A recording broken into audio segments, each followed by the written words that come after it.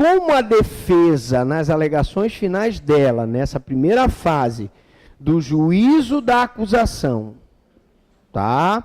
É a última fase antes do juiz apresentar sua sentença, ela não pode juntar documentos.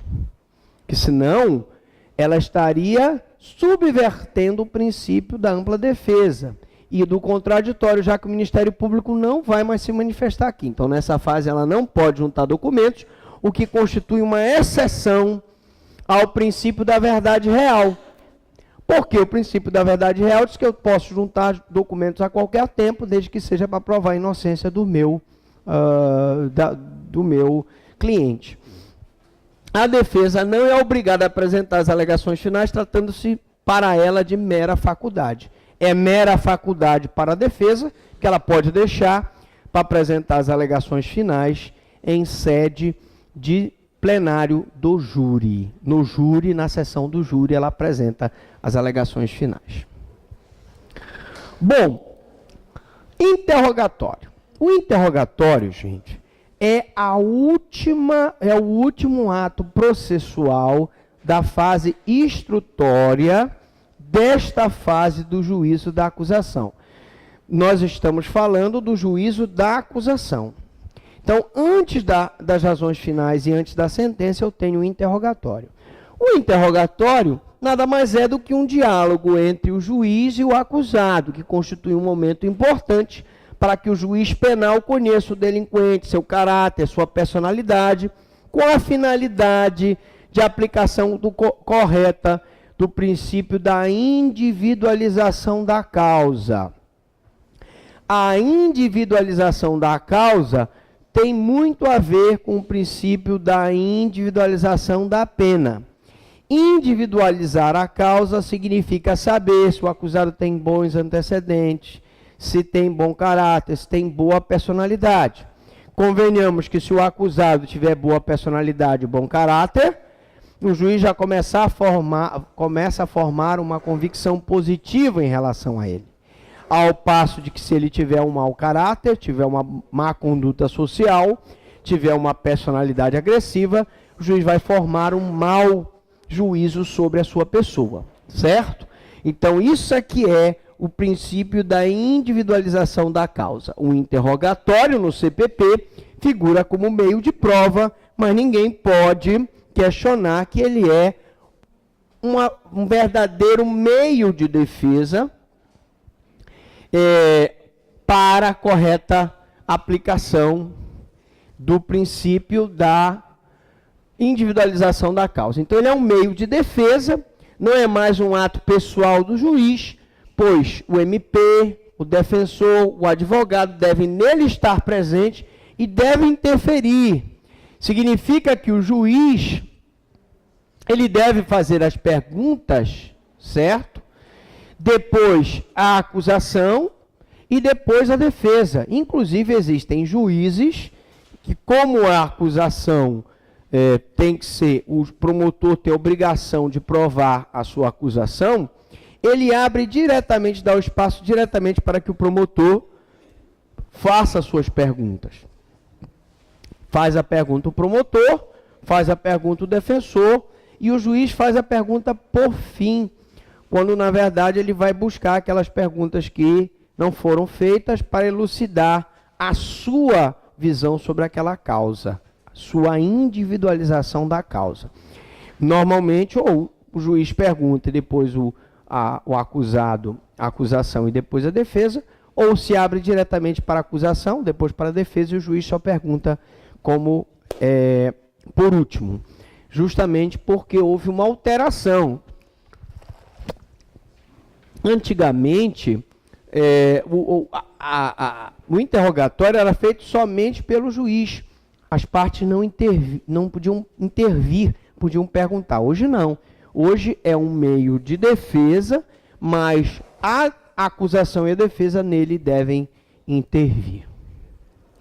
Bom, o acusado não é obrigado a depor contra si próprio. Que princípio é esse?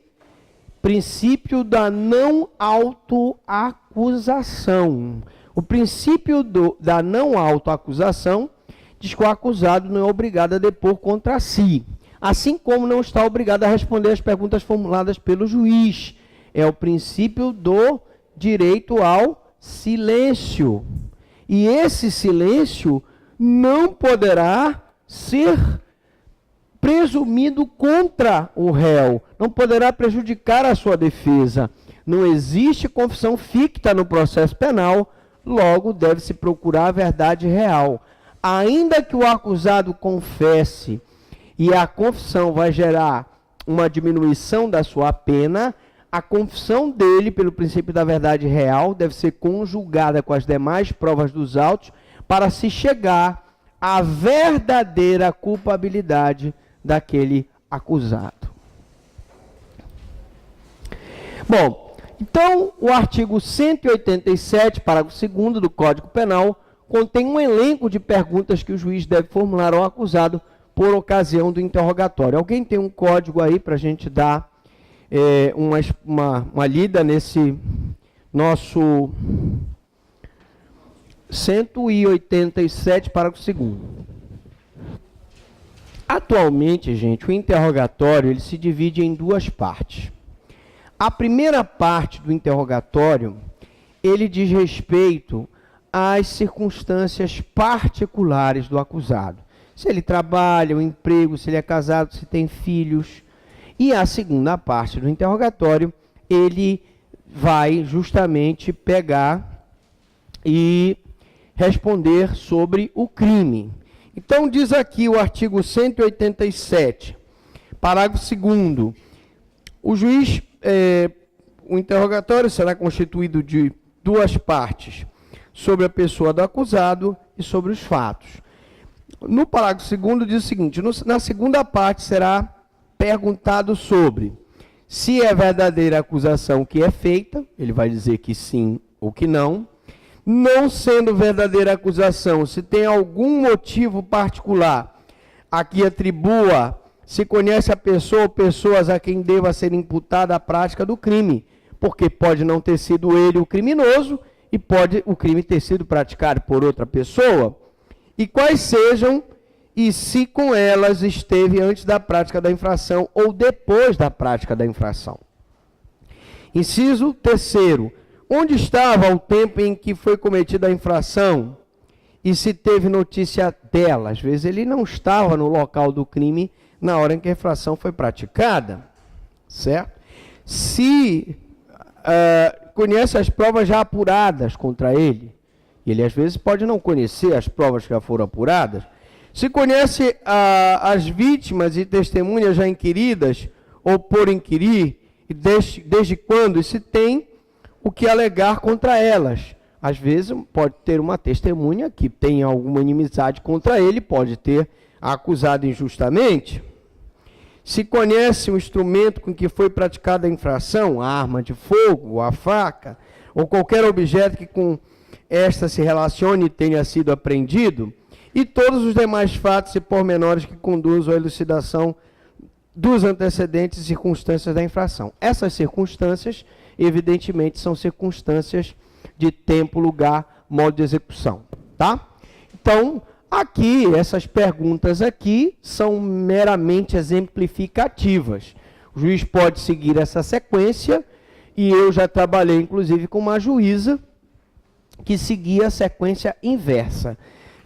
A ordem dos fatores não altera o produto, desde que seja feito uma parte sobre a pessoa do acusado e outra parte sobre o crime em si. Bom, na próxima aula nós vamos ver Tribunal do Júri, parte 4. Pergunto, até aqui alguma dúvida, alguma pergunta?